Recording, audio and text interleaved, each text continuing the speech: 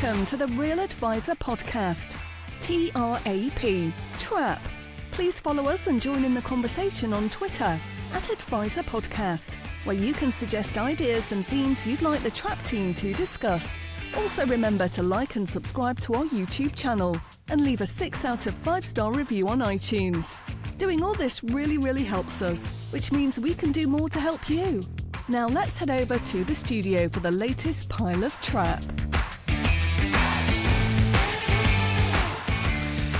Yes, indeed, dear Trappists. Welcome back to what many people are calling episode 84 of the Real Advisor Podcast, TRAP, TRAP. Joining me in the digital studio of doom are two of the other three horsemen of the apocalypse. Alan, the storyteller Smith, and Andy Ultra Heart, the third horseman. Carl, our close friend Carl, can't be here today. Sadly, last week, Carl's father, after an illness, a short illness, passed away. And Carl, obviously, is just taking some time out to be with his family, be with his mum and his sisters and everybody else and his children. So what can we say? These times are never easy. Carl, massive condolences from the Trap Pack. I'm sure I speak for the Trappist audience when I say the same. And I hope you guys are holding it all over together in Ireland. The wake looked very good. Boys, anything to add? I think you said most of it, but yeah, thoughts with you, my friend, and your family, and yeah, hopefully we'll see you very shortly. Smithy. Yeah, thoughts. No, same. These are just, terrible moments. Unfortunately, come to all of us through life, and Carl's there. He's doing the right thing. He's been present amongst his loved ones. So yeah, thoughts with you, Carl. Catch up with you soon. Indeed. Okay, so Carl can't be here, but life must go on, and we must go on with episode 84 with some more high energy review. I think we've got reads, plural, this week, read out by my very good friend, the Right Honourable Mr. Andrew Ursane Hart. Thank you very much, Nicholas. My dog Maven is over my shoulder. He might be barking and interrupting us today, but onwards we go. The first review is from Christofsky from Apple Podcasts. 5 stars, entitled Invaluable Insights into the Industry. Would be 5 out of 6 stars. As an aspiring financial planner, currently studying with the CII for a career change from engineering, this show provides great insights into the current events within the industry. A must listen, keep up the good work. Next review is from Trap Louis, Apple Podcast from Germany. German Trappist. I've been listening to this podcast for about 5 months now, and it's been an incredible source of value for me. Even though I'm based in Germany, where some things are slightly different compared to the UK market, the core lessons and insights are universal, and I can apply them directly to my work as a financial planner.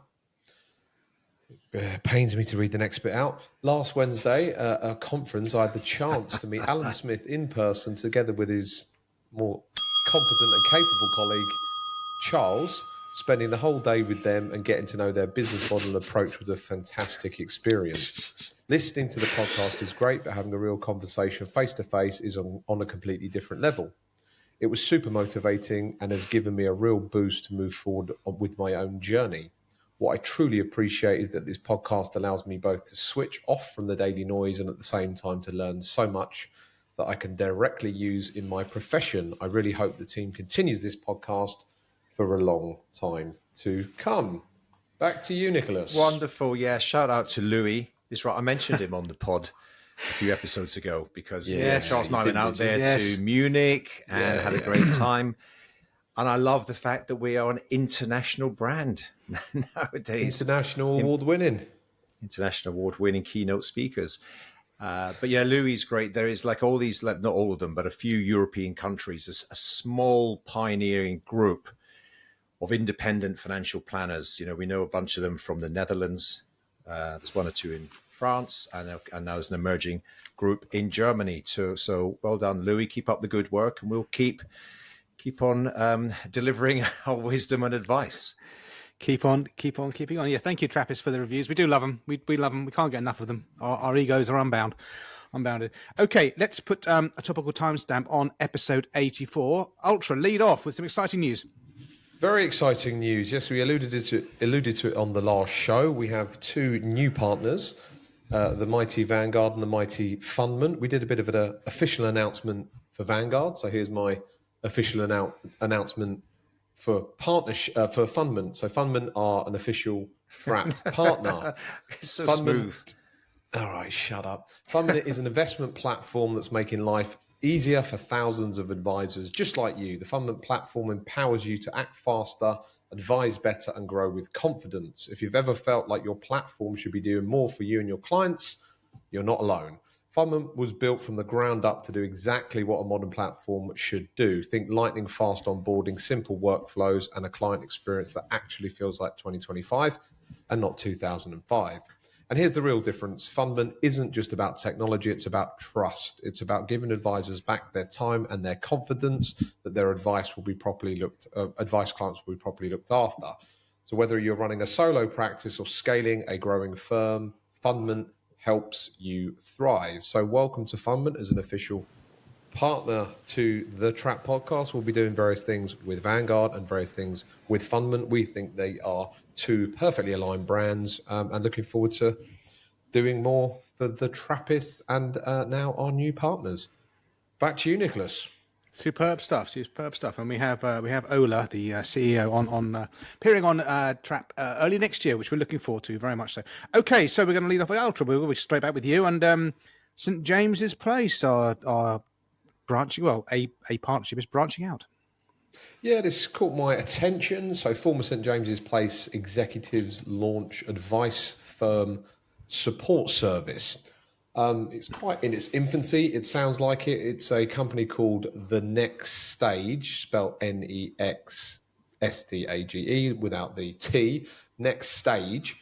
And at the moment, I'm not 100% sure exactly what they're going to be doing, but it's always good to see new firms being launched around the support for financial advisors.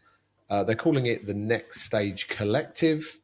I think they're going to get independent experts on. I think they're focusing on the compliance side of this business, but they are two very experienced executives, former SJP duo, Claire Blackwell and John Owen. I think Claire was head chief client officer and John Owen was a director at the firm. So yeah, they've spent probably many years at the Big Blue, and now they are branching off. So it's always good to see people start new businesses. Do you think are they providing advice?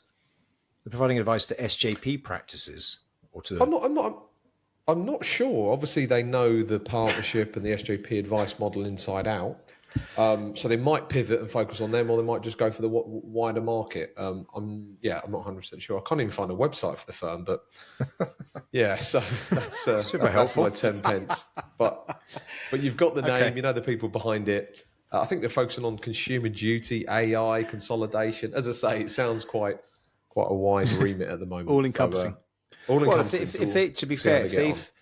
If they've been on the journey that SJP has been on for the last, say, 2 years, it will be quite interesting from going from a pretty challenging brand reputation to one that looks, to the outside world, quite appealing in terms of their how they've changed the model and the fee structure and all the rest of it. So could be quite interesting to hear from them.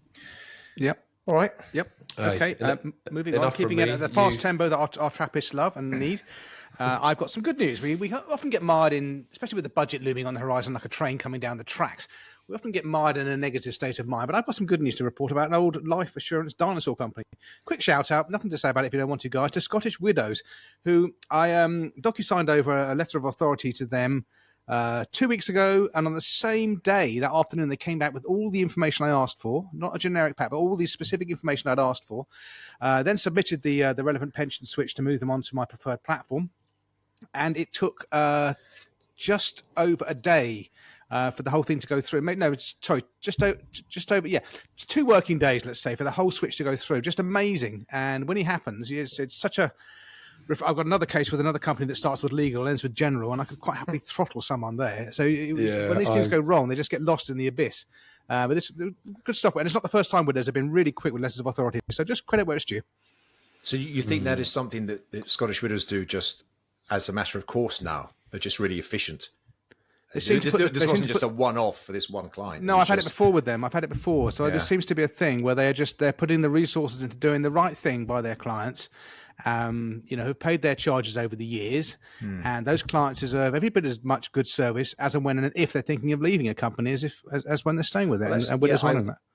I think that's encouraging, because I always felt that no company is going to put significant resources in to having clients, Well, most don't. That's why when it happens, it's so refreshing. Yeah, exactly. Well, yeah, let them be the shining beacon and setting an example for the rest of the dinosaur group.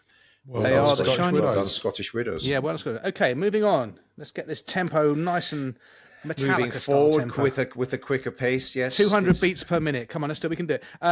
So, Smithy, This is just a quick shout out. We like to bring ideas, innovation, and resources to our beloved Trappists. It's pity that Crypto Carl isn't here, but other friend of the podcast, Dan Parkinson, the Bitcoin IFA, he's now rolling out a free course for IFAs. We've brought this up many times in the past. Bitcoin is a thing. It's not going away. There are now Bitcoin ETNs. There will be ETFs probably in short order. Clients are asking about it. So Dan he's got a number of different services, in-person seminars, webinars, things that you pay for. But he felt that for those that weren't quite ready to put their hand in the pocket and write a check or to pay for something yet, but they are still interested, he's got a free course program. There's a link to it in the show notes, available now, complimentary, from the Bitcoin IFA. Worth taking a quick look at that, I would suggest. Okay, lovely. Very, very, very nice. Thank you for that. Can I quickly come back to my previous? On my previous point, I meant to shout out one other thing as well. Another bit of good news. No, so sorry for missing that off. I subscribe to the compliance department called the TCD. Mark and Sarah Dennison. Every week, Mark puts out a little 5-minute podcast on something to do with compliance, as well as at least one email missive.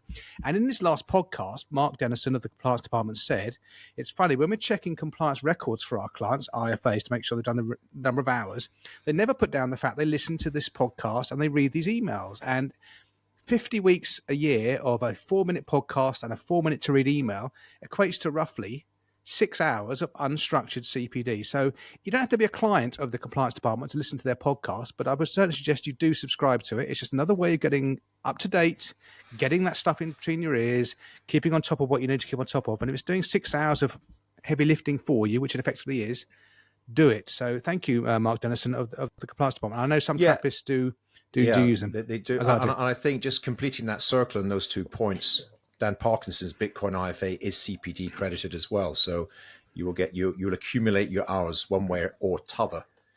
And are we? I think Trap is as well, isn't it? We're unstructured. Unstructured, yeah.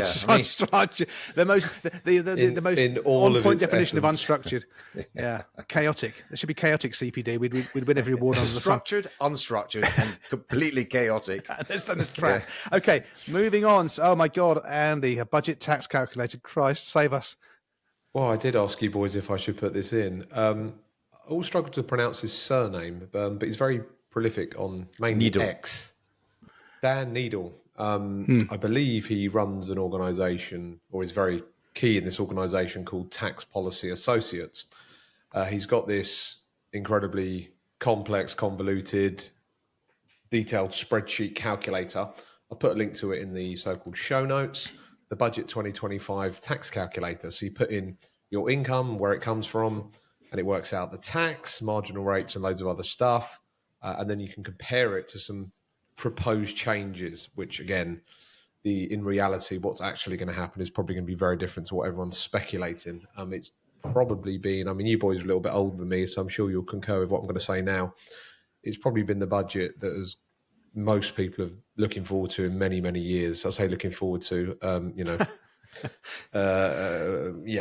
not looking forward to whatever's concluded, but the speculation leading up to it has been like nothing else. They're going to do this, they're not going to do that, they're going to do this, they might do that. The bond yield's gone up, so now they're not going to do this. It's just crazy stuff going on. It's absolutely crazy. I don't know about you guys, but speaking to my colleagues, absolute shambles. The amount of inbound that therefore generates from clients, I've just read this, what do you think? And people just saying to you, what do you think we should do? Of course, we all take the stance, which is, well, until it's fact, we can't really take any action on it. But it does generate a lot of client communication. Well, again, It's probably played into our hands again, the point we mentioned before, because they're inundated every day. Morning, it's going to do that. In the afternoon, it's going to do this. So in some ways, a lot of clients are a little bit paralysed in terms of, if it was just one huge change that they were speculating on, maybe clients would be, a bit more on the front foot, because income tax rates are going up. So quickly, what should we do? Yeah, well, hang on, income tax rates are not going up. And NI's going up, and this is going to be pulled, and tax-free cash is going, and thresholds. What's your view, you boys, in terms of, some people say, well, you shouldn't even talk about it. It's newspaper press speculation. But my understanding is a lot of this is fed from the Treasury just to test the water. I was thinking about this maybe for our next meat and potatoes, which is prior to the budget, and we don't go into prognostications or forecast. But this one there's so much going on. We could do It's not. What do we think the next M&P is after the budget? The next M&P is 14 days. I think we can wait for it to come out. In which case, our prognostications will all be right. Okay, you're right. I don't know. It's a shambles. It's a complete shit show, isn't it? This really is a shit show. I mean, okay, off the cuff thing. One thing each, guys, that you hang your hat on. I'm gonna go with the easy low hanging fruit. I reckon they're going to raise capital gains tax percent. The tax rate's higher. Next. Quick, punchy, come on, go. They're going to cap the amount that you can put into a pension using salary sacrifice, or with no NI contributions. Ultra. No predictions. Okay, I'll do Ultra's one for him. They're going to get rid of the CGT wipe-off on death. Okay, there we go. Moving through the... that would be an interesting one, Nick. The CGT uplift on death. Yeah, they'll do it. That's an odd one. Anyway, well, it's not really. All you're doing, you're getting taxed for inflation. I mean, if they bring that anyway, but they don't care. They don't care.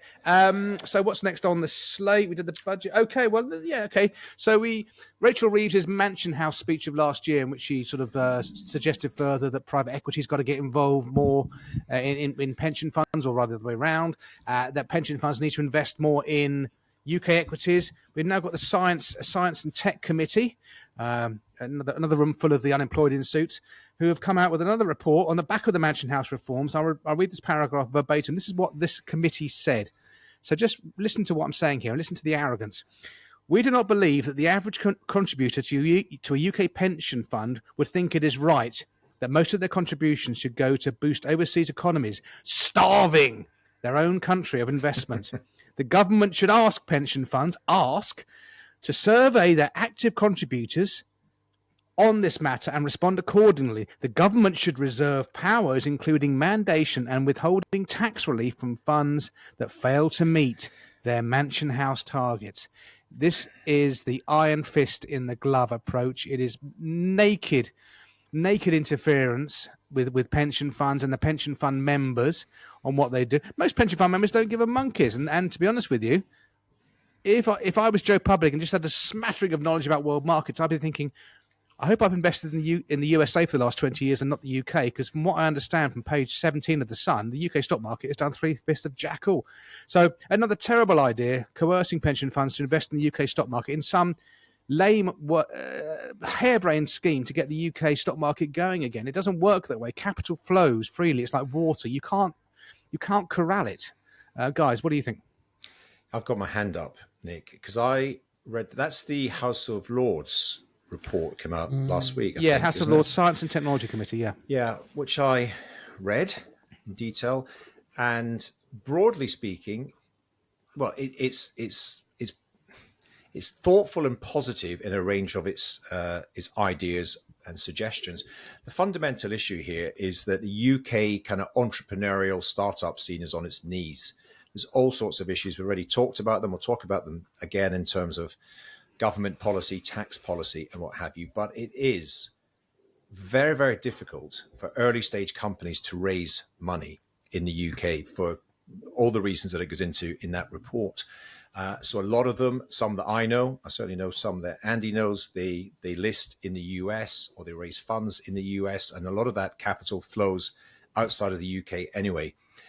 And I'm going kind of back on what I have said before, but I'm beginning to understand this a bit more. I think it's not reasonable that pension funds should be forced to buy, big listed UK companies.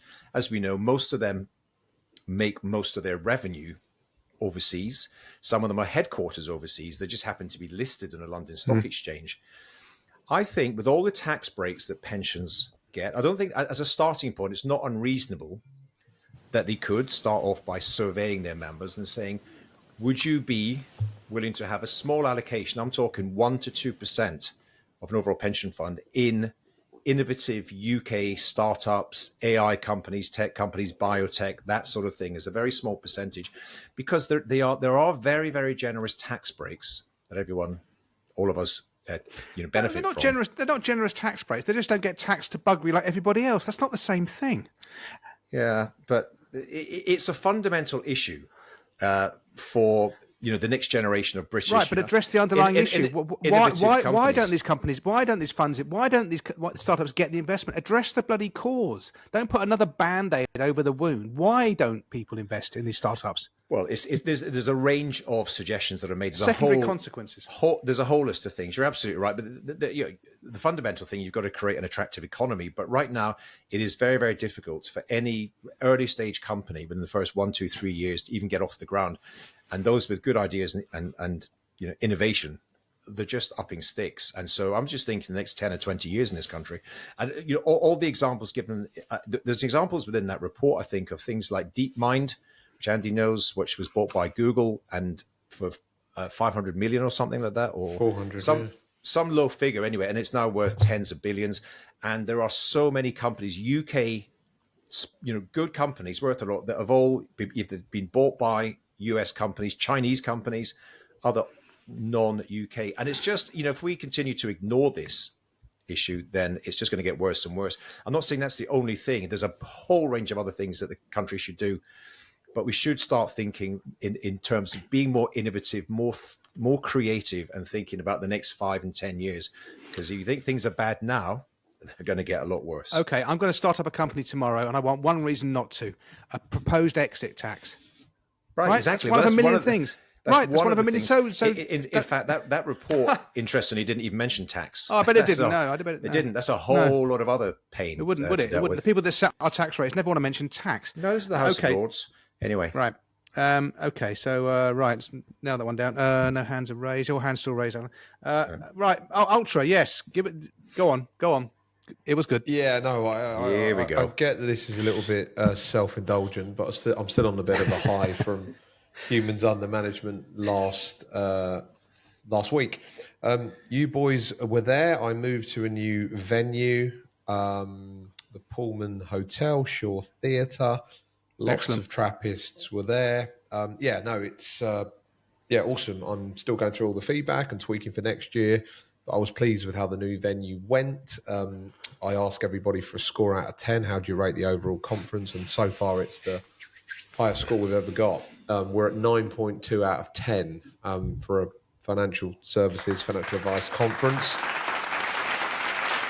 That's pretty high. And the overall speaker scores are crazily high. The overall speaker scores at the moment are 8.69 out of 10. So thank you to all the exhibitors who came. Vanguard and Funman were there amongst other exhibitors. Thank you to all the speakers who came, and thank you to all of the delegates, because without you, we have no show. I'll be staying at the same venue next year, but tweaking.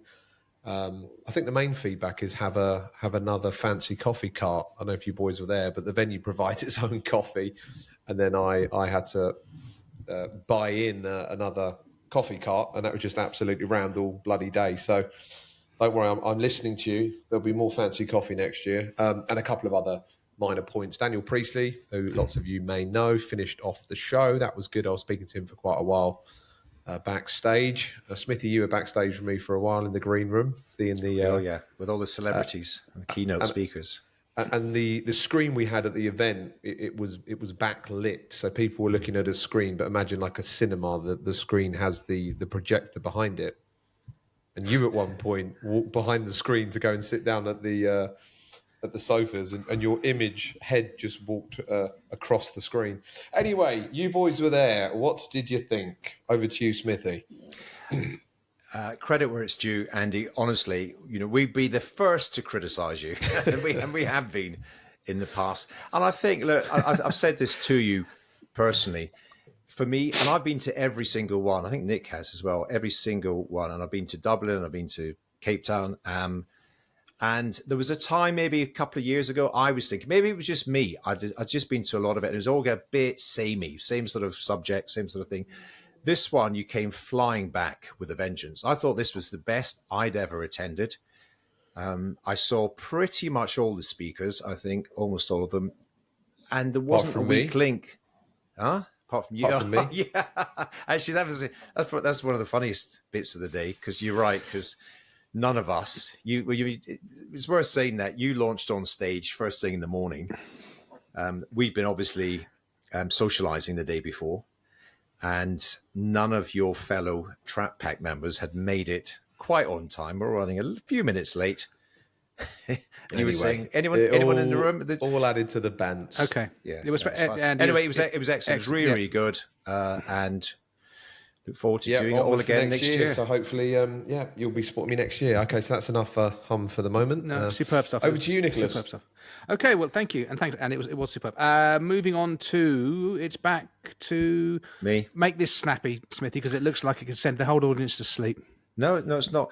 I don't know about you boys, but with all the aforementioned tax changes, things getting progressively worse across the more traditional tax wrappers, we're certainly finding increasing demand or advice given for bond wrappers, life assurance bond wrappers, onshore and particularly offshore. I can't remember if I mentioned it in the last episode, but it certainly is something I've had discussions about. The FT did a thing in the last weekend's Financial Times saying that inflows to offshore bonds have doubled in the previous 12 months, because as capital gains tax gets impacted, as pensions come into the inheritance tax estate, bonds are kind of making a worthy comeback as part of your investment and tax planning toolkit. And we're certainly experiencing that. That's the first thing to say. Interesting observation. And the second thing is, mentioned them before as well, but a company called Firenze, who are an independent Lombard lender, which in other words, they will lend money against portfolios. Historically only done it on GIAs and ISAs. They are now rolling this out for bonds. So this is the sort of this is where our clients, and particularly the high net worths and super wealthy ones, are able to use some of the tools that the billionaires and what have you have been using for years. If you've got a couple of million quid or a few million quid sitting in an offshore bond wrapper, and then you have a short-term liquidity need, you need to bridge a property purchase or to help your kids temporarily or something, and a lot of your wealth is tied up already, then just borrowing some money, borrowing against the security of your investment bond at a relatively low rate, competitive rate, hopefully a relatively small percentage, let's call it 20% of the overall value of the portfolio, pay a low rate of interest, don't have to encash anything, don't have to sell it down, and then pay the loan back once you've dealt with that sort of short-term liquidity squeeze. I think that's really useful, and I think certainly not available, not right for everyone, but for a few of your wealthier clients that've got lots of moving parts in their lives, that can be a useful addition to the range of tools that you've got. I know Nick fell asleep because you will never use them. You will only ever use ISAs and GIA, but for some people, they can be appropriate. No, fair enough. I was listening. I wasn't falling asleep. I'm just recording this shirt at my brother's house in the Cotswolds, and I'm sort of crouched on a sofa, so I'm just giving my back some relief. So I actually thought you just laid down on the sofa falling asleep. Stretching out. No. I was listening to that. And then, but as ever, yes, of course, life assurance dinosaurs are pushing their investment bonds. Enter into that relationship with your eyes open. They're going to be your partners for the next 30 years. There's no getting out of it once you're in them. You can't in specie those buggers away. Right, true. Moving on. Is this the first time you've left Watford this year, Nick? I've left Watford. Where? Is this the first time you've left Watford this year? Left Watford. Valley Path. Yes, it's the first time. No, I ventured into... He comes into... I went to Stab Central last week. I survived, Yeah. Right, let's move on to renters' rights. Ultra. Renters' rights. This is the new Renters' Rights Act that's been introduced in the middle of next year. I suppose it's the wider conversation that we frequently have. You know, the golden age of property, the golden age of property investing in physical property, I think probably ended about 10 years ago. And then since then, it's been an absolute slow death. So there's more and more regulation, red tape, new acts coming in that are going to impact private landlords. The big thing that's got a lot of attention is, no reason evictions. Currently, you can just decide to kick someone out with a bit of notice and do whatever you wish with the property. So a couple of the main changes. So currently, you can serve a Section 21 eviction notice for no reason. After the 1st of May next year, your landlord will need a legal reason to evict you with a Section 8. The only one really is if they're selling the property. The one that is quite interesting, currently there's no limit on rent in advance. And I know a lot of people that have used rent in advance over the years. So a typical example would be, let's say someone's just got recently divorced, and it might be the less financially savvy one. They might have a load of capital, they don't have any income. So they'd say to a landlord, look, I'm a good tenant, I'm not going to cause you any problems. And just to sweeten the deal, I'll give you 12 months rent up front, and then I'll start paying your rent with 3 months to go for the 13th month, 40. I'm just going to front load this deal. Whereas the new changes coming in, the maximum they can ask for is 1 month. So there's going to be a lot of people who are capital heavy, income, job poor, let's say, that will probably struggle to find places. So there's a lot of, intentions versus outcomes with this, but it's just more and more red tape, compliance issues for private landlords and renting. Yes, Nicholas. Ultra, what problem are they trying to solve with that last thing you talked about there? Well, I think they're probably assuming that greedy landlords are constantly asking for rent up front, whereas most of them don't really want rent up front, from my experience. They just want consistent cash flow. But as I say, there are niche examples where someone needs to keep it simple, pay 6 months up front and continue to pay that because they're capital rich, but they haven't got any income, so they're going to fail the income test for rent. So there's a whole other heap of stuff that is coming down the line, and obviously rental agents need to be more aware of it. Private landlords need to be more aware of it. Financial advisors loosely aware of it, but I'm assuming we're focusing less and less on portfolio landlords. But as I say, we left the golden age many years ago, and since then there's been more and more reasons. We did indeed to avoid it. So just conscious of time, guys. We're 33 minutes in. And our guest has been waiting in the lobby for the last 30 minutes. And so I know you can't see that, but I know it's preying on my mind. Okay, right. Buffett's final letter. Oh no, sorry, storyteller. Mind the gap. Mind the gap. This will be very brief. This comes out every year. It's Morningstar who produces this report. It's a bit like our friends at Vanguard and their Advisor Alpha, but this is just very specifically focuses, and it's just pure data. It's looking at ETF investment returns in the US and across the world versus, because Morningstar track inflows and outflows into funds. So average investor returns versus actual market returns. Their number across the board is about 15% lower. In other words, the average investor obtains about 15% lower investment returns than the markets actually deliver. We all know why, because investors make dumb decisions and they are guided by their own behavior, which is likely to make wrong decisions.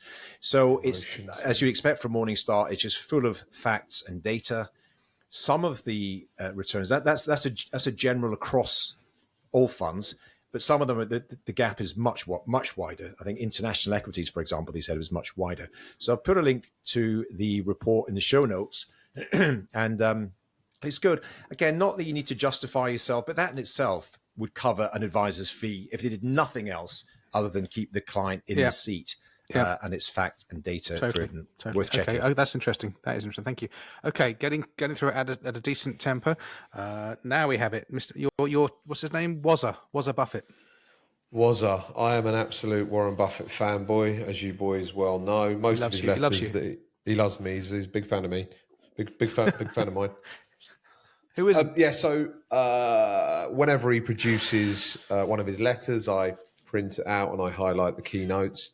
So this is, I suppose, quite a sad moment in the investment world. So Buffett used to come out with his annual letter just before the annual meeting in May. The meeting wasn't. You come out the letter in about April. Anyway, so this is his final official publication as, let's say, being directly involved in Berkshire Hathaway. But what he's going to do going forward is he's going to do what he calls a Thanksgiving message. It's going to be like a watered down version of the Buffett letter. A couple of things I'm going to highlight in here. He mentions in the letter that in 1958 he bought his first and only home, which is very interesting. So he bought the one home, stayed in it forever, and he's going to be there forever. He's talking about, obviously, his old age. He's 95 at the moment. Those who reach old age need a huge dose of good luck, daily escaping banana peels, natural disasters, drunk or distracted drivers, lightning strikes, you name it.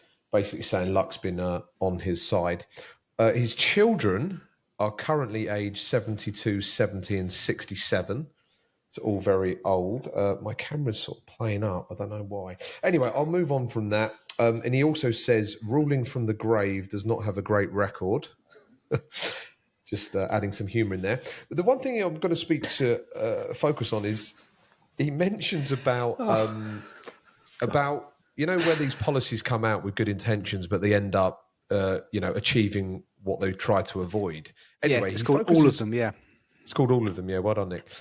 He was mentioning about CEO pay. So there was a mandate or a directive that came out in America that said all CEOs need to publicly display what they earn. And they thought this would incentivize them to not be, let's say, so greedy. And a lot of companies used to have to publish the average wage of one of their employees and how many times the CEO wage was that. And it started off at 70 times and 100 times. Now it's at 350 times or something.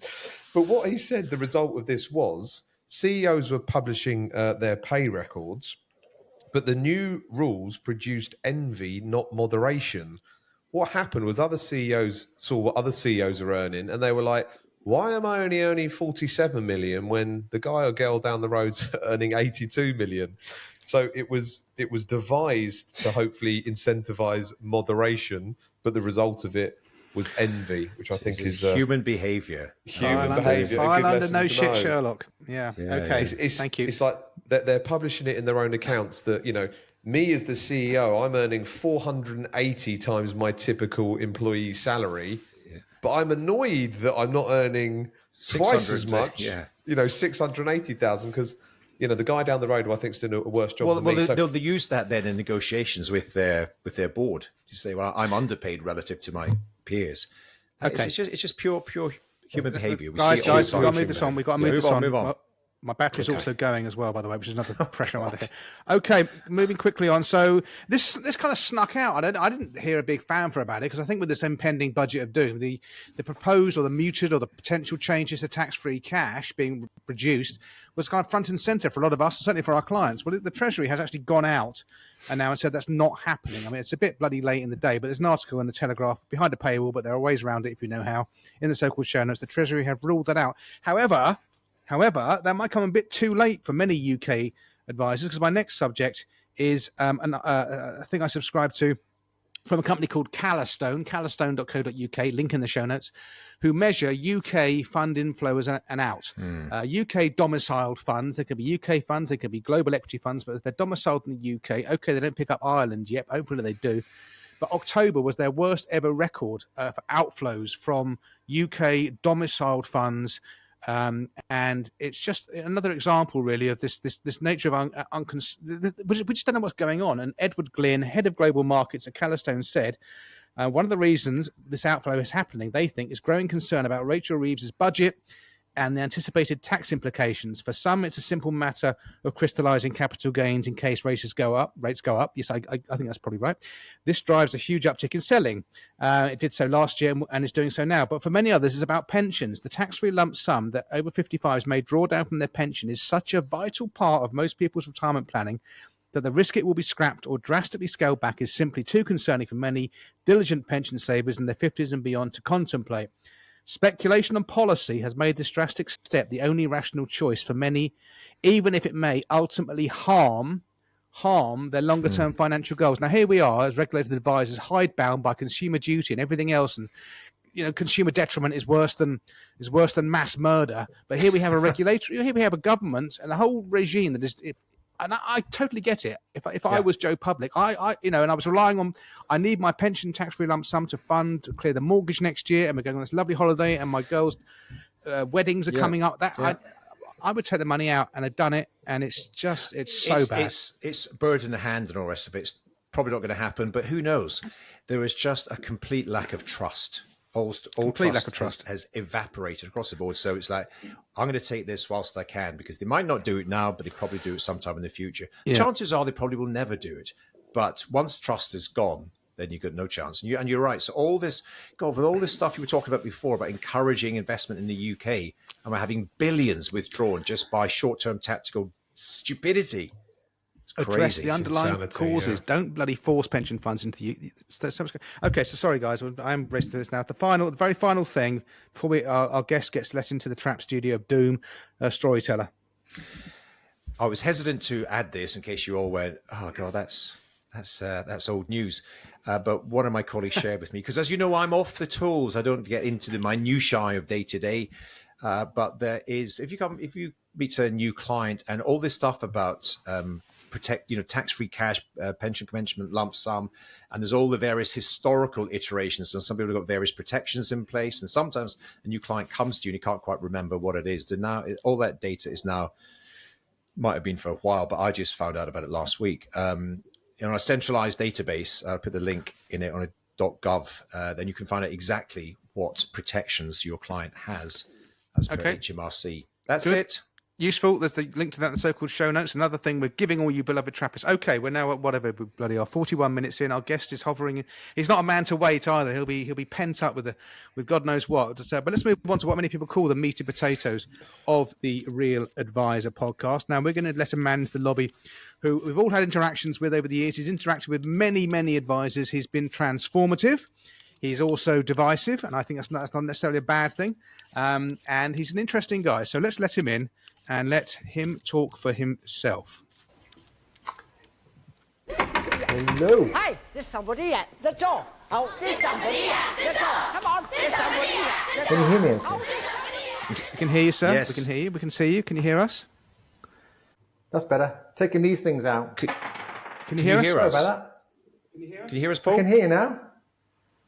Yeah. I'm glad you guys did a rehearsal before the... Well, we did do a rehearsal. So anyway, quickly, Mr. Marmite is in the room. Mr. Marmite, the man who puts the mite into Marmite.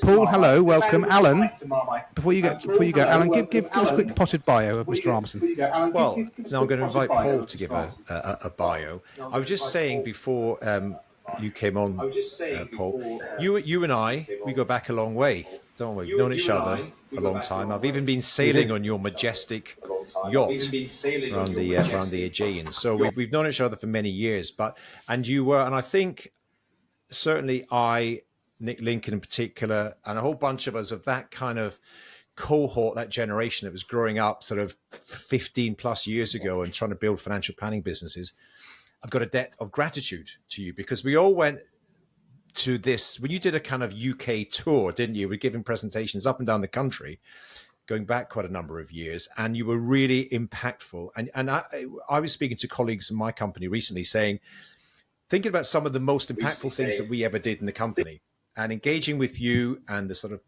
presentations that you gave us was really, really meaningful. And it still is to the business today, and it is for many, many others. Having said all that, there's quite a few people on this podcast and Trappists and people who tune into it that probably aren't so well versed with your work, your background, your experience. So just as we open this up, Paul, can you just go back and give people who don't know too much about you a bit of a potted history, background, where you've come from, and that journey of the last 10 or 15 years or more? Cool. Okay, thanks. I'll try not to go on too much. So for those people that may not know anything about me, I fell into the job as a financial advisor when I was 22. So that was in 1982. So it's interesting for me now to see youngsters in financial planning wanting to sort of achieve success. So I think the people on the call started very early on. So I was 22 when I started in financial services, fell into the job, And for the first 8 years of my life, I was busy selling financial products and doing all the things that the industry had trained me to do, full commission back then. And I was busy. I was seeing people who had anyone had a pulse. I'd be working evenings, weekends, and so on. And then everyone on the call knows this. You guys know this. That something happened that sort of changed my life, and that was my mum died suddenly. And when she died, that sort of woke me up to this idea or this fact that life is not a rehearsal. So I really got this sort of awakening, if you like, about how life speeds up the older you get. Even for a 30-year-old, I had that awakening and that awareness that it is going fast, and I'm only 30, right? And then I then started to live by this mantra that life is not a rehearsal.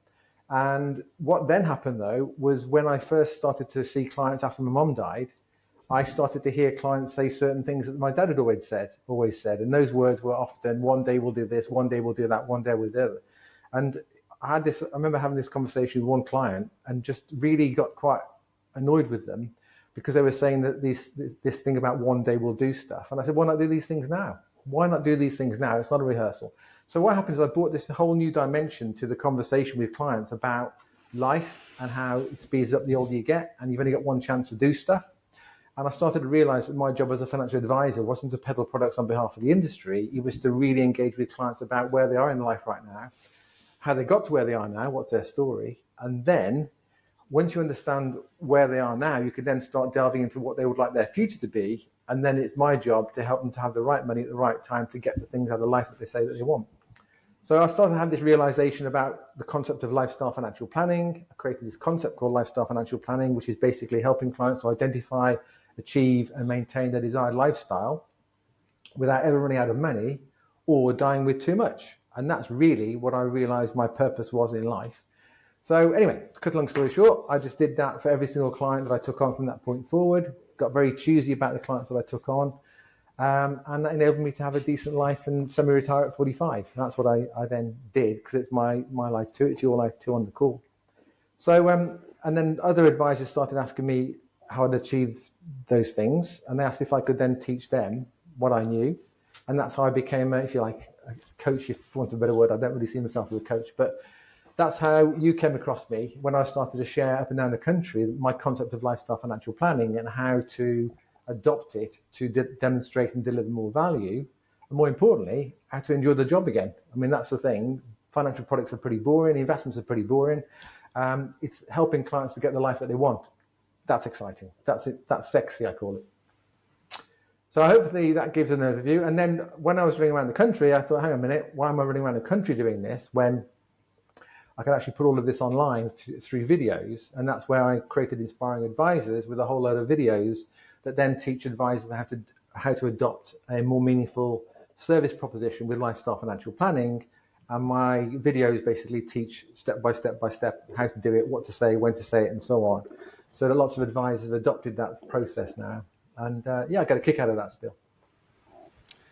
Brilliant. Nick, you've got a question. Brilliant.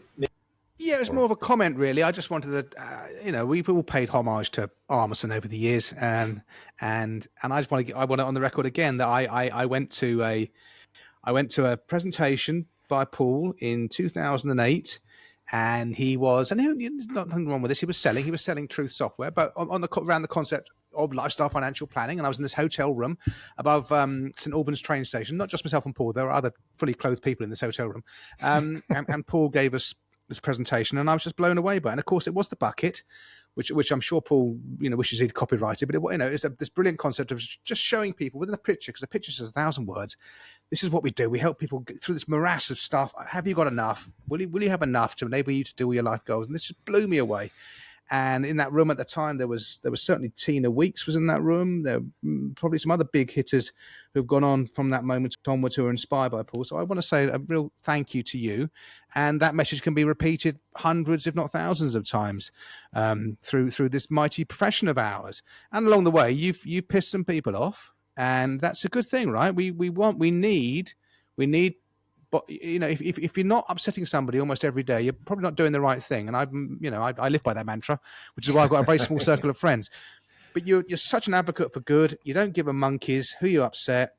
you've realised that the industry really has been opposed against us for way too long. I think it's getting better now. But I want to just say on record thanks. And for the younger advisors who haven't listened to Paul or aren't familiar with Paul and his inspiring advisors and everything else, just immerse yourself in this. It is a very quick way to becoming on the righteous path to doing full fat financial planning. So there we go.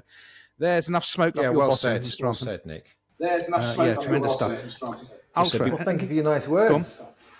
That's an absolute pleasure. I will chip in. I first came across Paul, similar event. It was in St Albans. There was an advert in the New Model Advisor. It was my first paid event. I don't know if it was 47 quid, 57 quid, 67 quid or something like that. It was 47 quid. It was 47 quid. All remembered, yeah. I was a lonely mortgage advisor, but I was doing the exams to become a financial advisor. I was 27. I was very impressed with what Paul was saying, but I was a little bit underwhelmed that the lack of technology in the industry at the time. And then I spent a couple of years trying to become a financial advisor, and things came full circle. We've all spoken it back to why, haven't we, Paul? And you said I was the best speaker and these boys were fillers. Is that still the case? Dream on, Ultra. Yeah. I remember you being in that seminar, Andy, and I remember thinking, that guy is going to be a superstar or a complete... Oh, for God's sake. But anyway, you've turned out to be a superstar. For God's sake. One of the reasons we wanted to get you on anyway, Paul, because of who you are, but so financial planning has become embedded in a lot more firms than it was certainly when you started out, and since I started doing it in 2008, it's way more common, but it's still nowhere near as commonplace as it should be. That's not the only issue.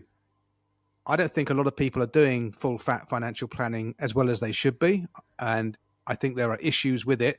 You wrote a very good piece on LinkedIn recently. There'll be a link to it in the so-called show notes. And again, as is your way, you were very dogmatic about it. You were saying, this is what I would do, and this is the reason I would do it. Just expand on that. And it's loosely around the subject of unrealistic future assumptions being made about someone's cash flow that they can kind of get off the hook for taking personal responsibility. I won't say any more. I'll let you fill in the gaps. Personal responsibility. I won't say any more. I'll let you fill in the gaps. Okay, there's a bit of a lag on the conversation, by the way, but yeah. I think that's an Apple thing, isn't it? Yeah. So that post, I think, was talking about how it came about because I was talking to an advisor who was like checking out my stuff, and he has to have a call. And he said, I don't know what all the fuss is about because none of my clients run out of money. And he was like doing cash flow forecasts. None of his clients ever run out of money. And I said, tell me about your clients. And he said, they're all business owners. And I said, they never run out of money. He said, no, they never run out of money. I said, well, something's not right here. Something's not right. And when I got to the bottom of it, this guy was basically putting in every single financial plan, every single cash flow model that he did. He was including, and it was his suggestion as well, which is even worse, a business sale. He was including a house downscale. And he was even asking things like, do you expect to receive any inheritances? And all of these things went into the plan. And I was just completely shocked and stunned by this particular methodology. And all he was doing really was trying to make the client feel good when they saw their lifetime cash flow. He was using Voyant to make them feel really pleased about where they were heading financially, so that he could get hold of their assets and invest it, basically. So that was the bottom line. And he didn't really sort of deny that. That's what he was doing. And I think there's an awful lot going on where financial planners, so-called financial planners, aren't really taking this seriously. And they're quite happy to build a financial model or a cash flow forecast to help justify the sale of a product or to keep the compliance department happy. But they're not realizing the power they've got with that tool to do the job properly. And there's only one way to do it properly, and that's realize that it's a draft financial plan. As soon as you create it, it's out of date. And therefore, the only reason why it works, as Andy will know, is because you can repeat the process year after year after year after year after year, ideally using the same software with the same words, the same mindset, the same communication of the service that you're delivering is communicated to that client year after year. You don't go switching softwares every 5 minutes because you get one cheaper or you get a free one with your company or whatever. That's what's going on, as we know. So I think what we've got to do as planners, real full-fat financial planners, people who really believe this stuff, we've got to stand up and call out those people that are taking shortcuts and are doing one-off financial plans or one-off cash flow forecasts, never to be revisited again because it's served its purpose, it's got the assets, and from now on the conversation is about the money. And that's where I think we need to really shout from the rooftops that if you're going to deliver real financial planning. If you're going to call yourself a financial planner, then you do the job properly and you do it year after year after year after year. You don't then default to being a money-focused advisor, which is what most advisors tend to do, sadly. Good point. So my point to you, Paul, really, for the last 2 decades, you've been champion, lifestyle financial planning. You were the, sort of initial person to popularize that term. My question is the future, the state of the profession. Are you optimistic where the profession is heading? Have you seen good changes in your last 2 decades being a coach? Or do you still think we've got a long way to go? So my sort of question for you is the state of the profession and the future ahead. It's going in the right direction. The problem we've got, as always, is we shouting from the rooftops about real financial planning can do what we can do, and we can get people's attention about it, and we can get people's heart and mind engaged with the idea about doing it properly. But as soon as they finish listening to me or finish listening to Trap, what happens is they go back to their day job, and they're bombarded then with messages from the industry that gets back in their head again to make it sound like it's all about the money. So we're fighting still, not as much as we were, because we've got more people believing in this now, thank heavens. But we're still fighting against this thing called the industry. As you know, I always put industry in inverted commas because we're not an industry. We are fighting for a profession, a mighty profession, as Andy calls it. So we're making massive advances, of course we are. But the challenge we've got is advisors still get caught in the money stuff and the transaction trap, and such good people are still not delivering what they could deliver, and therefore not believing in their power and purpose sufficiently. That's what we're up against, and that's where we've got to inspire more people to do the job properly, in inverted commas, I'll say. How do we do this, do you think? I mean, it's financial planning is such a one-to-one thing, isn't it, Paul? And you're so enmeshed with the clients' lives. And we've only got so much bandwidth. Is it a problem that we should be looking to solve, or is it because of scale issues? It's just going to be one of those things that would be lovely to have in a perfect universe, but is it actually something that we're going for something that's just not attainable?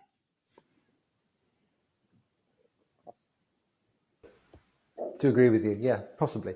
So all we can do is hope that whereas you might have 2 or 3% of financial planners, real financial planners delivering real financial planning, which I'm guessing is about right, could be 5% at best.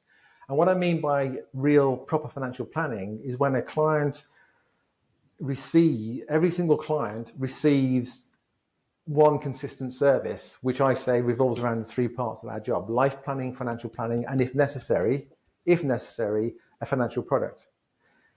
The problem as we've got here is the industry survives on this bit here being the product piece being sold. And that's why it's so dominant in getting into advisors' heads. We can't change all advisors into one of these because the industry's got too much power and always will have too much power. But if we can get from 5% to 20% of advisors delivering proper financial planning to every client every time, that's the only chance we'll ever have of creating a proper profession. That's hard to say. So again, it's that thing, isn't it? It's how can we possibly build a profession if people call themselves financial planners but don't really do financial planning?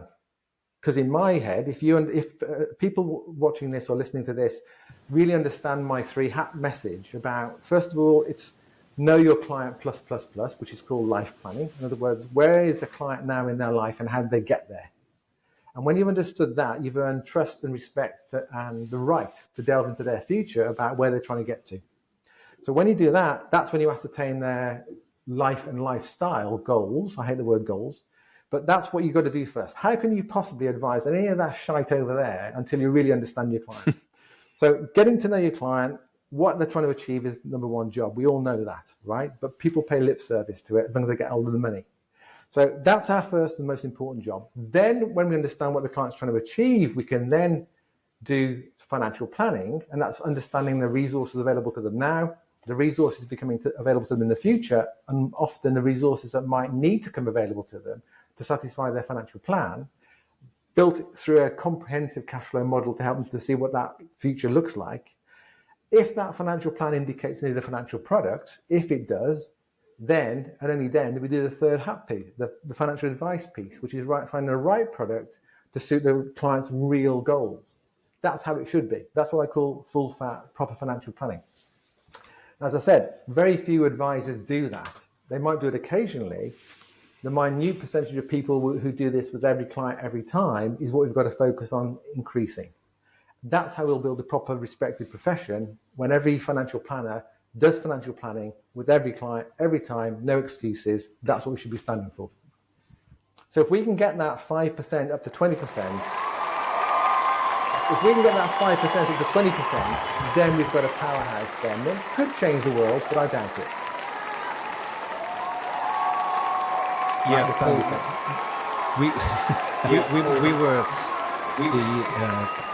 the three of us plus Carl were talking about this last week.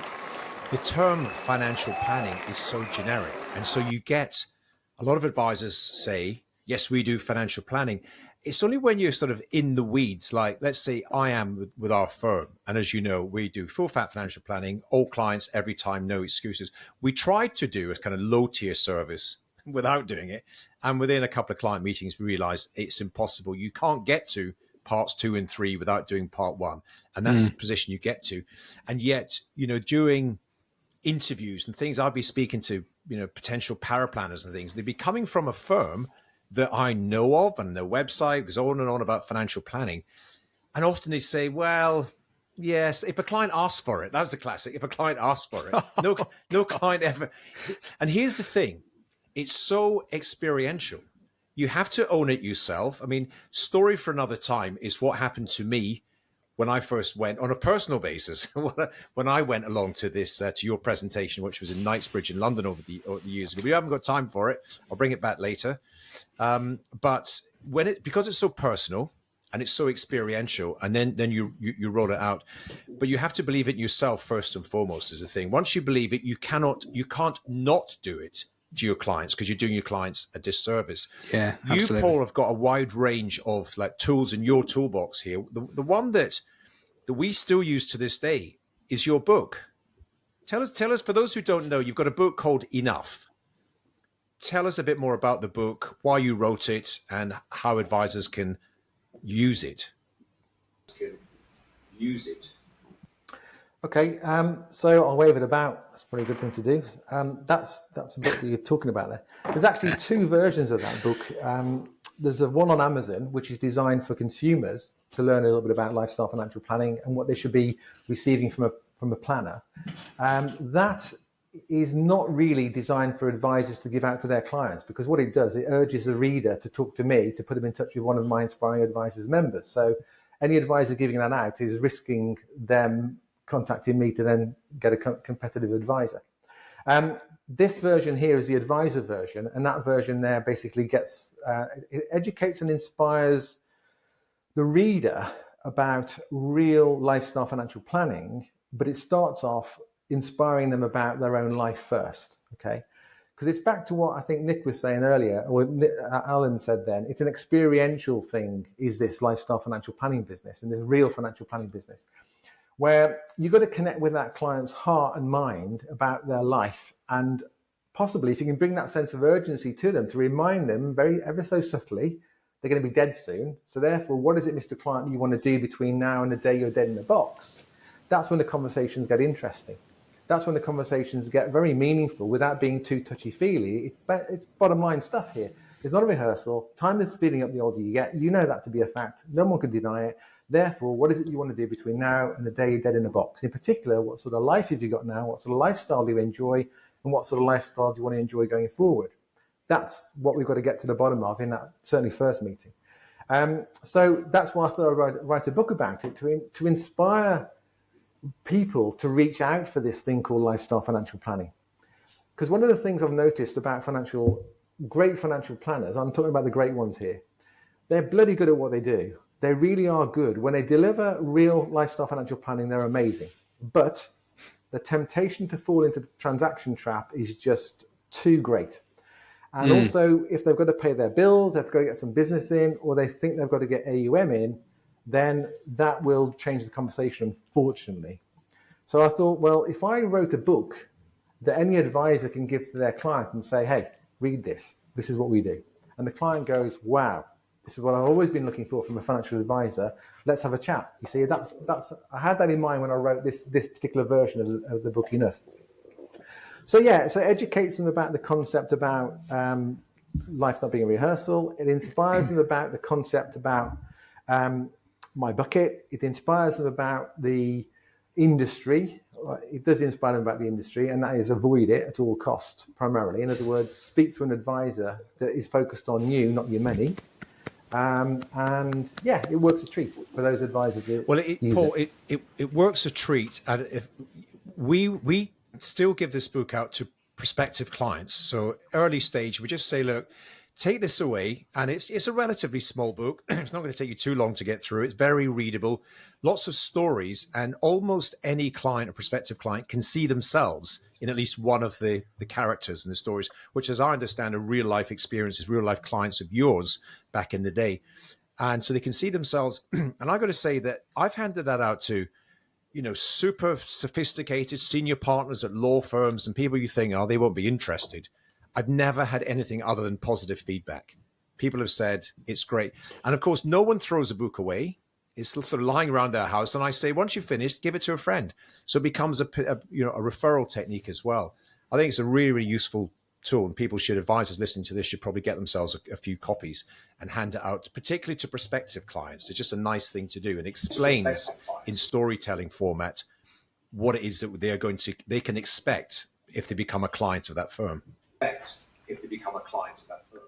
Yeah, and this one in particular here, this is a co-branded version here. Look, so that's Cooper Parry's version there. Cooper Parry have got a co-branded version.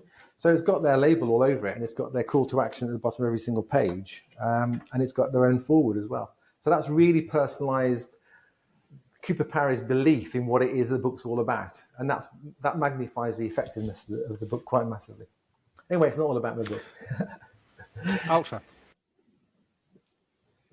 It's like, that old thing just hanging around. I think my question follows on from that. I suppose it's about future ideas in your business, really. As someone who's spent his career in your slipstream, I'm always interested to know what you're up to. I mean, you were very early on with obviously the book that you just showed. You were early on with membership sites, independent conferences. What's next in the Armson stable of business ideas? Still working on an idea to try and unite and bring together those great financial planners. Because again, the problem we've got is consumers don't know where to find these people. Arguably you've got the IFP CISI panel for planners. But how do you know you're dealing with a great financial planner at CISI? You don't, because let's face it, not all of them deliver what we're talking about.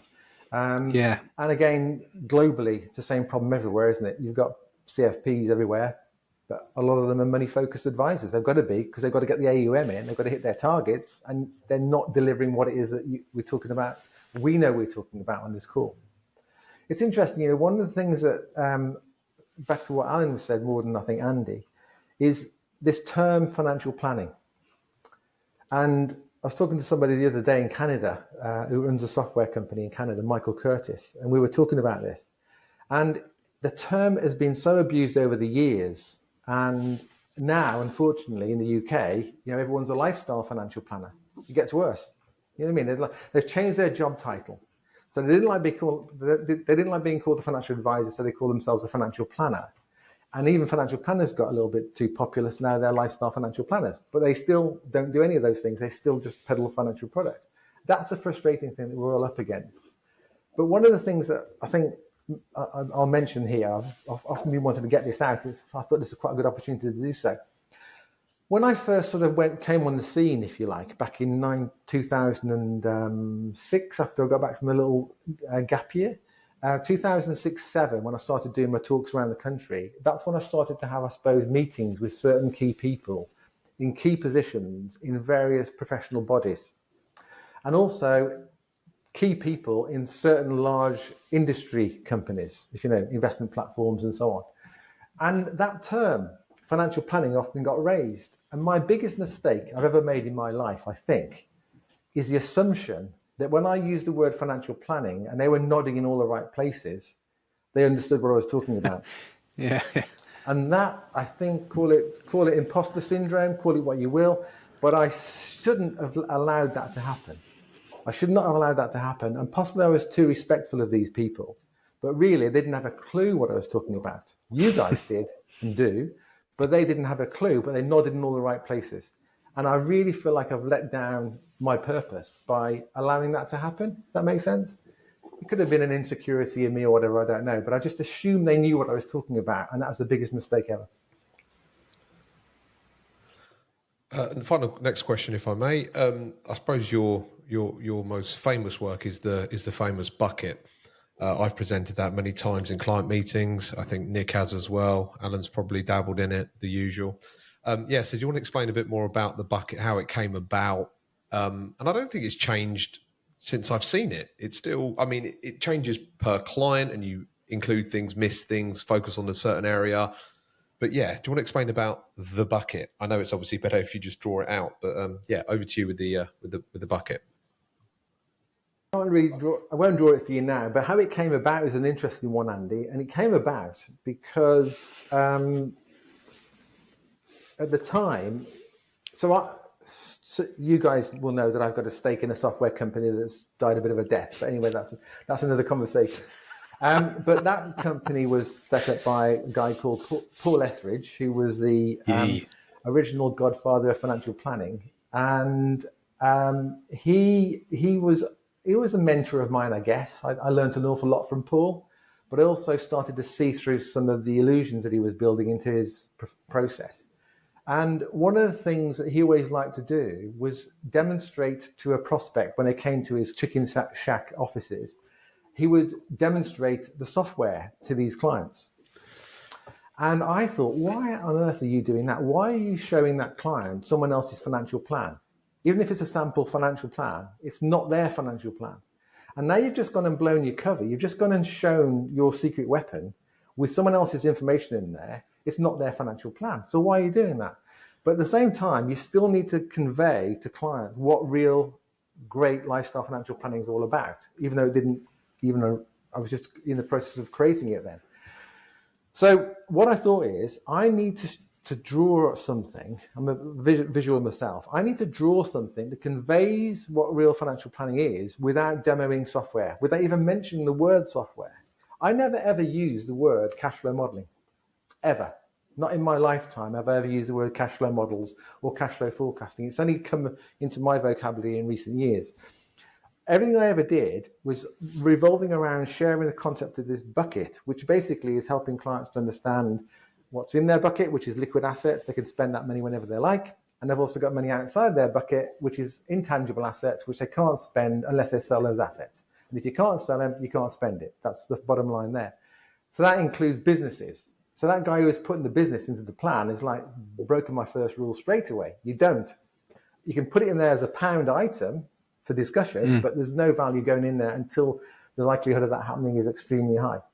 So anyway, and then you've got various taps basically, and the taps are your lifestyle stages. So for example, tap number 1 is your current lifestyle cost. In other words, what it costs you to live your life now. Tap 2 is your early retirement tap, when you want to have the most fun and while you're still fit and able to have the most fun. And then tap 3, I call it, is your later life tap, when you become too old to enjoy yourself. And that has little circles because by then you might not be able to do stuff, right? And then it ends with a coffin that gets drawn underneath these little outflow. And there's another great big tap as well for one-off expenses, for a world cruise, buying a yacht, new roof, whatever it might be. These are big things that could seriously impact your bucket. So by drawing this in a very engaging way, tailored around the client and their life based on the fact find you've just done with them, so you're drawing on that page, on that A4 pad, I used to use an A4 pad or my flip chart, I'm drawing their life on a piece of paper. I'm using their words. I'm talking about real life problems, about life speeding up the older you get whilst I'm doing it. And they start to understand, oh, right, so you look at all of this here. I'd better tell you about this. And then suddenly they tell you about stuff they didn't tell you before because now they realize what you do. So then, this conveying this concept of the bucket, and then I would be able to say to them what this is, we call this real wealth management. managing your wealth to give you the life that you want. Why else have wealth if it doesn't give you the life that you want? Good question, don't you think? And clients would say, absolutely, Paul, right? And I say, right, so this is what we do for our clients. Every client gets this, whether you like it or not. Okay, this is what we're going to do for you. Okay, and then I go away. I pitch my fee at that time with a risk reversal technique, which I know Alan has used, if not still used it first. And that is, look, hey, this is what we do for our clients, but look, we're going to do this for you anyway, whether you like it or not. Okay.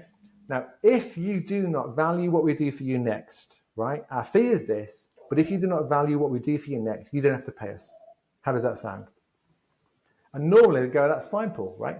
Now, what that enabled me to do was pitch a decent fee for delivery of a real financial plan.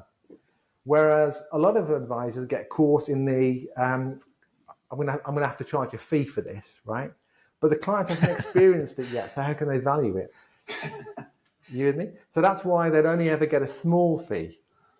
So they get a small fee for delivering a financial plan and a whacking great big fee for investing some money. And that doesn't feel right to me.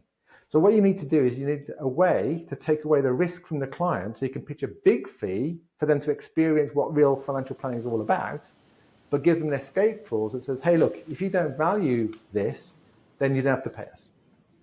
Now, the reality is, of course they value it. It knocks their socks off. So, of course, they're going to pay you.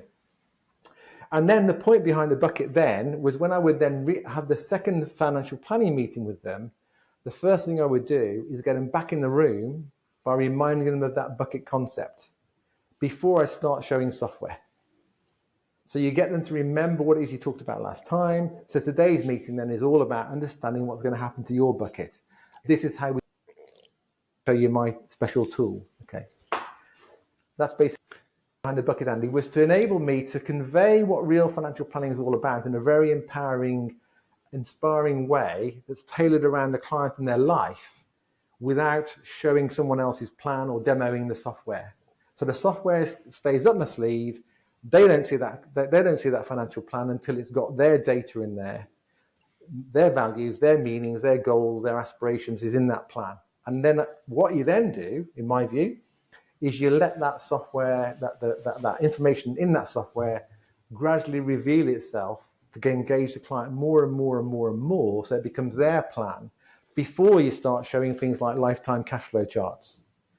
Whereas I've come across advisors saying, "Ta-da! Here's your future," and the client goes, "What the fuck's that?" And why is everything going up? Because that's what first glance of things like Voyant look like. It's all going up, isn't it? So yeah, so the bucket is designed to convey something really, really important and magical and powerful. And often clients still say, even to this day, why don't all financial advisors do this? And when they say that, you can charge you more money. That's great stuff, Paul. And we've taken up nearly 40 minutes of your time there, and you've just touched on something there. You could talk about the bucket, the process, the things you should be saying to prospects, the things you shouldn't be saying to prospects, the use of open questions, of 2 ears and 1 mouth, and so forth. Luckily for the universe, and luckily for the younger advisors who might not know, you have an online resource. Quickly tell the TRAPist about that, and I think you've got a special code discount for them, or discount code even. Give us the lowdown. Discount for them. Give us the lowdown. Okay, so for years then, I've had this thing that I created called Inspiring Advisors, because it's called Inspiring Advisors because guess what? We should be inspiring advisors, shouldn't we? So it's called Inspiring Advisors. So it's all my years of training, if you like, put into bite-sized video snippets.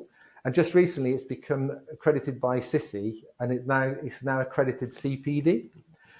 So that's now available to advisors. So, but more than that, it's a community of advisors as well. So hopefully, people who sign up for Inspiring Advisors really want to do the job properly and want to engage with the concept of real lifestyle financial planning. So it's a training resource, yes, but it's also a community where we have monthly inspiration spot sessions where we talk about all things lifestyle financial planning. So yeah, so one of the things that, because you kindly invited me onto here, I thought, what could I do to try and help more people get the message and hopefully give people a taste of what's possible for them? Because it does sadden me, and I know it saddens some of you guys as well, when you've got such great advisors, but they somehow still can't communicate and deliver a meaningful service that's high value to every client every time. And that's where I think we can help. And also under 30s as well. So what I've done with your agreement is put forward an offer where people can join my Inspiring Advisors community and access all of my training with a 50% discount for 6 months. Okay. Now, you guys will know, and hopefully you all agree, that I've never really been one for free lunches. I think free lunches is what the industry suffers from. And that's why if you go to certain events like the PFS and wherever, you get the exhibition hall and lots of free stuff being given out. I'm totally against that. And that's why we're back to where I came from. So it's 50% discount for 6 months. But also for the first 10 advisors under 30, they can have free membership for life. Okay. Wow. And the discount code to use, what you need to do is go to inspiringadvisors.co.uk/TRAP50, TRAP50. And there's a discount code. You just put the coupon code in as TRAP50, capital letters, TRAP50. And that will give 50% discount to everybody. For the youngsters then, for under 30s, they still need to pay that first month. So they've got to go to the same offer, pay that first month, but then what I want you to do is email me, confirm your date of birth, okay, just to make absolutely sure, confirm your date of birth. We might ask for proof. And also, tell me a little bit about your story and what you're trying to achieve in this, as Andy calls it, mighty profession.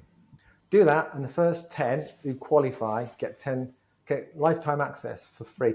I should actually make it until they're 30, shouldn't I, really? Don't you think? Because otherwise they're going to be freebies until they're 45, 50. That's detail. Tell me what I should do on that. That's detail. Detail, yeah, okay. You can tell me what you think about that later. Anyway, the under 30s, if they're under 30 and they qualify, lifetime access for free. Okay, that's brilliant, Paul. I'm going to boot you out of the meeting now, my friend, because we've got to crack on. Tempest is fugiting. Paul, when I kick you out of the meeting, can you leave your browser open, please, because you're still uploading. Do not close down the Riverside browser. This will mean nothing to our listeners. I've got to say it out loud. I'm sorry. Paul Armisen, you're a superstar. Thank you, pal. Thank you for all you do for this mighty profession. Thank you very much, Paul. Thank you. Yeah, thanks, mate. Goodbye. Brilliant. Get out of our Brilliant. computers. Goodbye.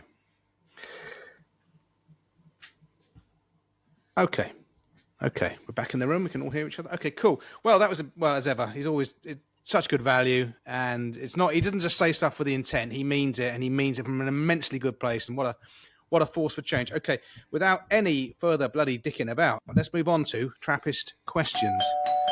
Because even though I'm at my brother's house, I can still see Posty follows me around. She's followed me around to the Cotswolds with the bulging sack of Trappist letters.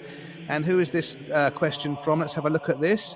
This is from Aaron Brann. Brann spelt with 2 N's. And again, all your life, no 2 N's. It's the chap on the phone in Bangalore. You're on LinkedIn, but not Twitter, but no idea how to share the former.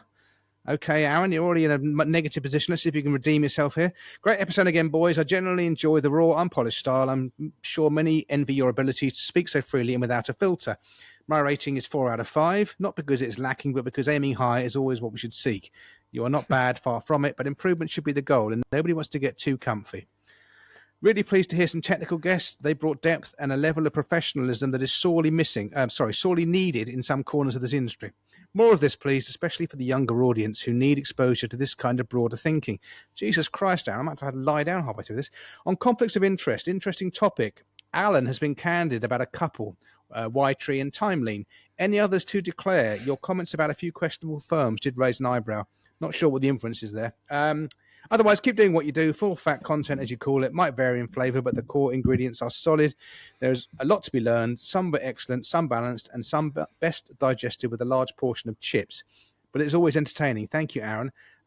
Okay, well, Alan, you can ponder on that for a second. Obviously, conflicts of interest. Well, we've been very frank about the fact we have got these sponsorship deals with 2 fantastic brands in Fundament and Vanguard, and we're upfront about it. And why not? Who would not want to be aligned with those 2 brands? But Alan, do you want to have any riposte to Mr. Brann with 2 N's? Was that a question? That seemed a very just long statement. It seemed like a review. Did it not get mixed up with the reviews? And there was no real question there, was there, or was there? Well, I read it out, Alan. I mean, if you weren't listening, I can't. You lost me halfway through. Sorry, Back in the room. Conflict of interest. We have been fully upfront, transparent, or anything that we might think to be a conflict of interest. And I think that's only fair if we ever promote anything in the future and just say, and you know, this is becoming an increasingly influential podcast. And people have said to me, oh, when you mentioned X, Y, or Z, oh, you know, I got a few people contacted me about it. So we must maintain our honesty and our integrity throughout this. If any of us, and I'll speak for myself, if I've got a financial interest in something, such as I've invested or I'm a shareholder or something, then I will always disclose that out front, and people can make their mind up as to whether that's whether they want to, you know, review it or anything otherwise. But and the two that he mentioned have been discussed in the past, and any future ones that come up, we will disclose them. But anything else that we say, or certainly that I, speaking for myself, if I say this is quite good, or this company or this organization that I have used recently have been excellent, it's just because I think they're good. Other than there's no other sort of impact. So no, it's important that we always maintain our own integrity. Jesus Christ, we'd get shot down in flames if we were shilling some product because we owned it, and we hope it was shit, but we hope everyone else could buy it to save our share price. Andrew, any thoughts on that? No, not really. I mean, without it being torturous, do we have to mention that these are companies we use in our business? Like, the whole show wouldn't flow. I mean, four of us are here to keep each other accountable.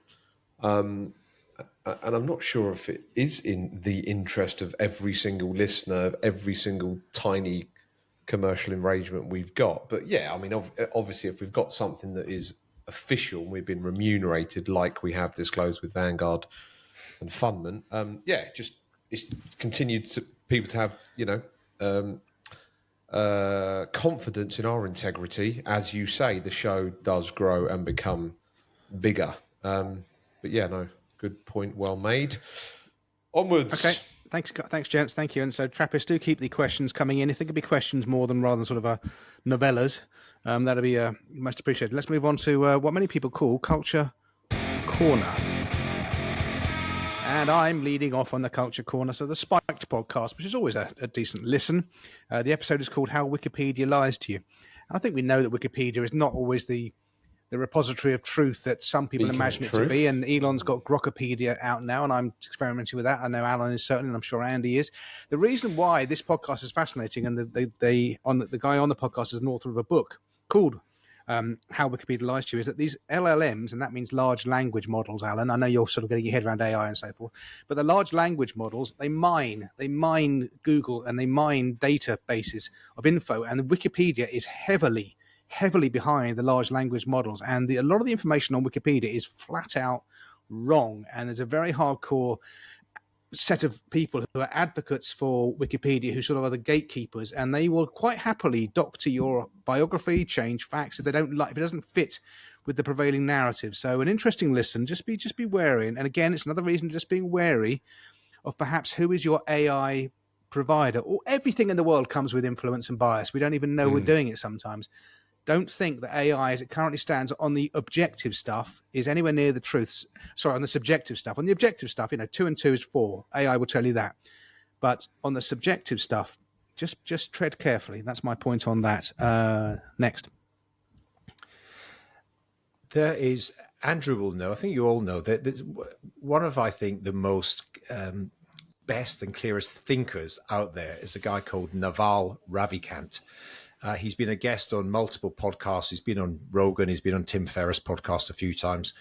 He's a writer, he's a publisher, he's an investor, and he's just got, I just think, some of the clearest thinking. The way he articulates his ideas and his thoughts are just super world-class. There's a very few people, in my opinion, are able to do that. He's got a podcast, and someone else interviews him. He does these various sort of Twitter threads and things about just his thinking, some of which have just gone absolutely viral. Tweet storms. Tweet storm. The one about how I think is the most popular sort of tweet storm, as he calls it, or Twitter thread ever in history. But there's one that came out relatively recently. So his podcast is just the Naval, Naval. There's one called In the Arena, and we all know that. We don't know sort of the source material for that, but it's just You know, one of these ones where you're listening and every single word is just thoughtful and just really, you're hanging on just to every single word. I just think personally, for me, it was brilliant. And I've gone back and listened to quite a few of the other episodes. So that was called Collection in the Arena. And I do have to, as we have been doing a bit of self-promotion throughout this episode, I'm going to do a bit of self-promotion. My own other award-winning podcast, The Bulletproof Entrepreneur, the latest episode with billionaire, self-made, rags to riches billionaire Sir Tom Hunter was, in my humble opinion, one of the best I've ever done.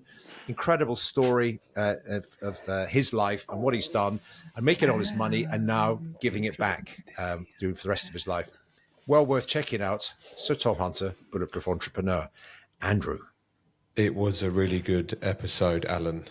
I don't listen to all the Bulletproof Entrepreneur episodes. I dip in and out, and that was a good one that I dipped into. Thank you. My culture corner this week is Elon Musk disclosure. I own a Tesla vehicle. Nicholas, any disclosure? I'm about to own a Tesla vehicle. I'm picking it up tomorrow. So the day before you listen to this So should we podcast, be talking I about might be Elon? wrapped around a lamppost somewhere around Brent Cross. I can put my foot down trying to go 0 to 60 in 3.3 seconds. You'll be full self-driving, Nick. So my culture corner is Elon Musk is on Ron Barron's Barron Capital Conference, and Ron is an Elon super fan. He gets videoed in for just over an hour. A few technical issues, so it even happens to the greatest of people, those listening to today's show. It is brilliant. Ron pushes him on what he's working on, what the challenges are, and it's very eye-opening. Obviously, I'm a big Elon fan, and I know lots of Trappists are, and I know he's also a very divisive character, but I am a huge fan of his business intentions. We're taking advantage of Wodge's sad absence today to promote. Yeah, Okay. we love Elon. We love Elon. We love Elon. Thanks, guys. We got there.